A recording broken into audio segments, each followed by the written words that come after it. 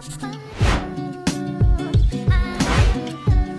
everyone, theswiftscripter here, and welcome back to this Unity tutorial series. So part 4, which is what I'm recording right now, will cover player movement and controls. So we'll build on what we learned in the last tutorial video by adding more advanced player movement using Unity's physics system. By the end of this tutorial, you'll have a player character that can move and jump.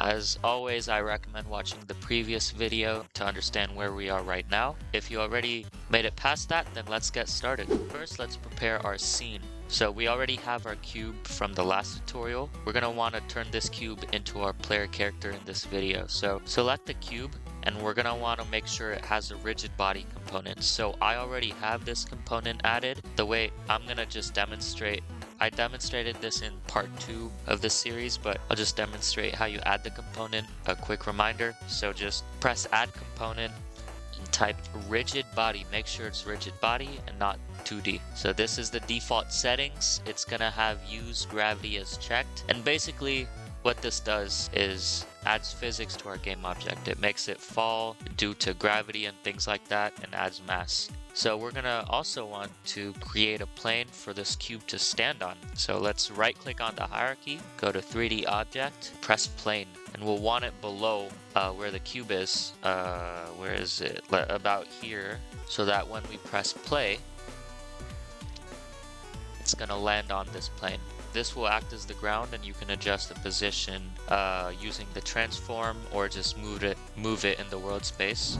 Next, click on the cube, and we're now going to add a script so that there will be movement for our player character. So select it and go to inspector, press add component, then just type player controller, and as you can see, this button is showing up as new script. So click on this, and it's immediately going to name the script as player controller the way you search it up.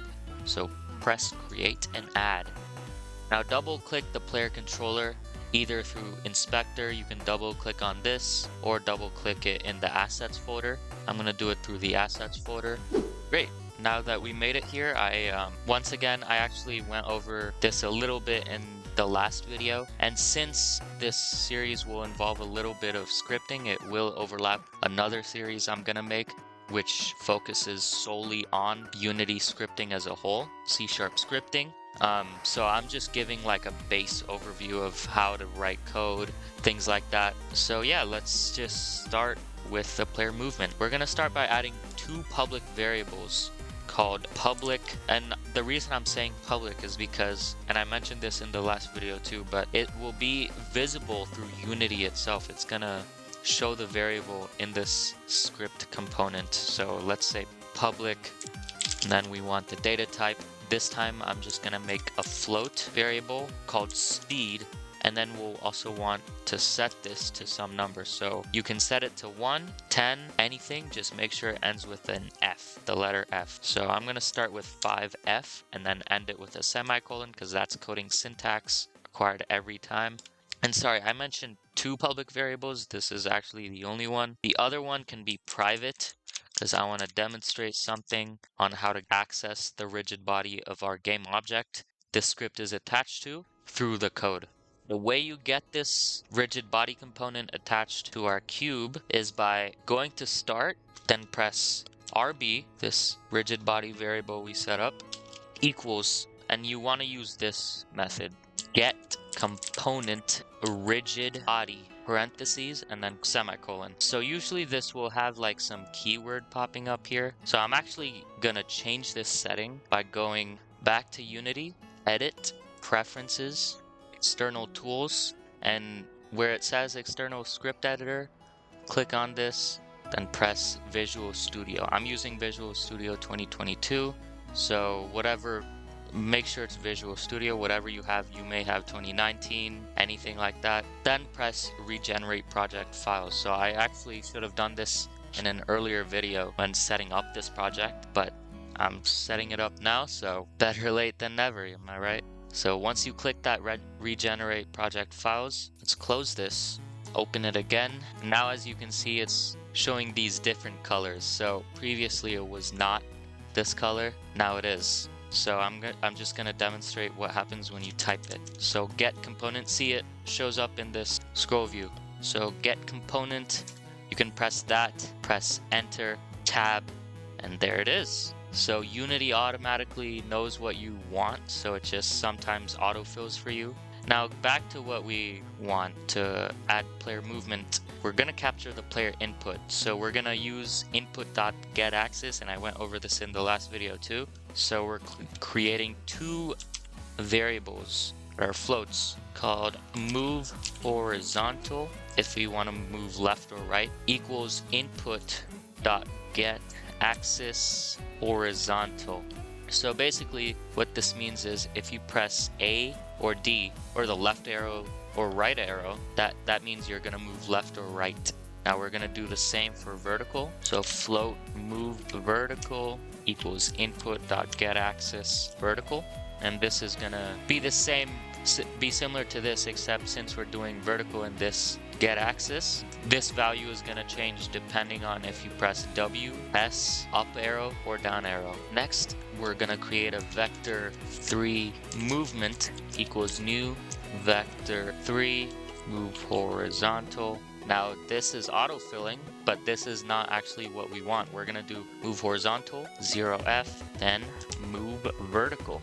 So I'm going to explain what this does in a sec, but keep following along with what I'm typing. Now for the rigid body, it has its own methods. So for that, we're going to do rb.AddForce, which is, as you can see, it shows what this AddForce does. If you press AddForce, it just adds force to the rigid body. It moves it depending on what you put in the parameters. So AddForce, and it automatically fills it. So movement is what we want, but don't forget, we also have a speed variable here. So depending on this movement, we also want to change how fast this rigid body moves. So click save on this. What we're doing in this line here is creating a movement vector based on the player input. So in this parameter, for vector3, there are 3 parameters that you can add. Vector3 because it's a 3D space.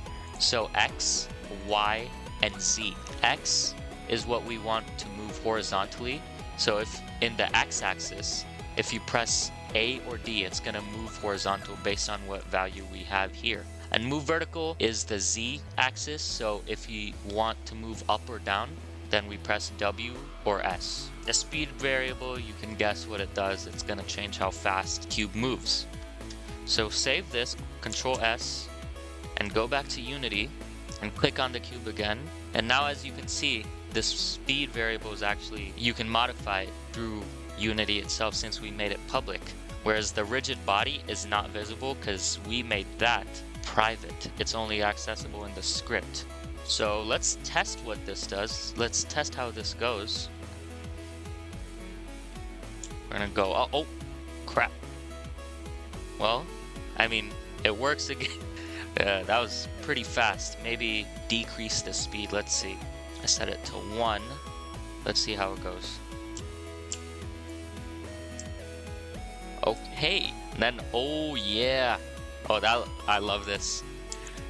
You got a playable character. Okay. Hey, I mean, if it works, it works. So now that the cube moves in response to player input, we're gonna add jumping. So we'll need to detect when the player presses the spacebar, which is our jump key, and apply an upward force, which is changing the y-axis, which is this green arrow right here.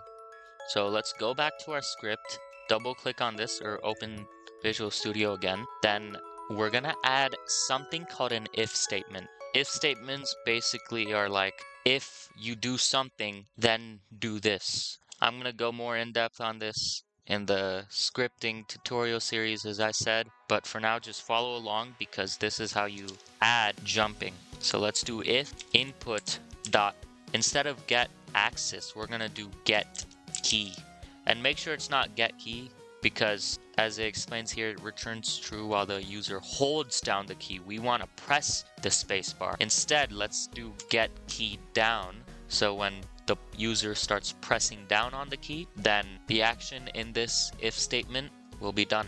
We want key code dot space, which is our spacebar. And then when we're doing if statements, we want to add this curly braces because it's really in this if condition is what we're calling it, that something happens. So obviously if you're new to coding, you may not understand this because, you know, I don't explain this properly and I'm a noob at this. But in the scripting tutorial series, once again, I'll let you know how to do all this. In fact, it's likely that after this video, I'm going to start my scripting tutorial series so that you follow along with what I'm doing here. So inside this if statement, make sure it has this closed bracket, curly braces. Inside this, make sure it's also indented. RB.AddForce, as we did up here because we're adding force, parentheses, vector3.up. So what this does is move this up on the y-axis. So vector3.up is just, it's a quicker way of typing this. Vector3 parentheses 0, comma 1, comma 0. Vector3.up times, you can have some force here, so I'm just gonna have 5f.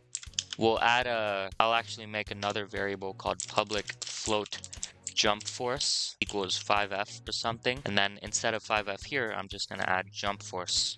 So you can edit it later. And then make sure you have parentheses after this. And now we're going to do force mode because we need this dot impulse. And what this does, it adds an instance force to Unity as it says here. And whenever you add these things, it's easy to like just look through what they're saying. It's pretty easy just looking at, like, hovering over the method and seeing what this actually does. This is a very quick way to actually learn scripting itself if you don't know what it is. In the last video, I also provided a resource for scripting. It's Unity's documentation for C# scripting. So I recommend going through that again. But yeah, so as I mentioned, this is just going up on the y-axis. So I'm going to press save. I'm going to pseudocode this, which is a way of saying this coding statement in English. What this statement does is if you press the space bar, then you want to add a force to the rigid body, which adds physics to our game object. You want to add force to our rigid body by making it go up. And you can modify how far you go up based on the jump force. And the reason why it's impulse is because that force is instantaneous. As soon as you press the spacebar, it's immediately going to go up. It's not continuous, just instant. That's basically what this line is. Pseudocoding, that's pretty much how you put it. So save it, Control S, go back to Unity, and we'll see here there's a jump force. So I'm going to press play, and I'm going to press the spacebar. And as you can see, it is working. And something else is you can constantly spam it and it's going all the way up, but now it's gonna fall down eventually. Just look at this. Yep, falling down. Boom. Oh, whoa. What? Fell through. Fell straight through the object. Is it that? Yes. I think the reason why is because this plane is pretty thin. And the cube is also more massive and it has a rigid body, but that's a problem for another video. But as you can see, we did what we wanted by adding movement to our character using a rigid body.